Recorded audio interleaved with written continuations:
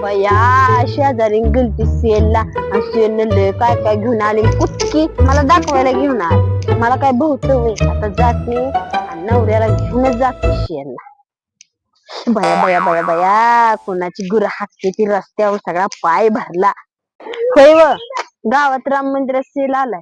मला सेलला घेऊन चला नाहीतर पैसे तर सेल आलाय घरी आपल्या 4 सेल आहे ती टीव्हीचा हाय बाळाच्या गाडीचा हाय गाड्यातला सेल आणायचा आहे तुला तसला नाही कपड्याचा शिल आलाय कपड्याचा.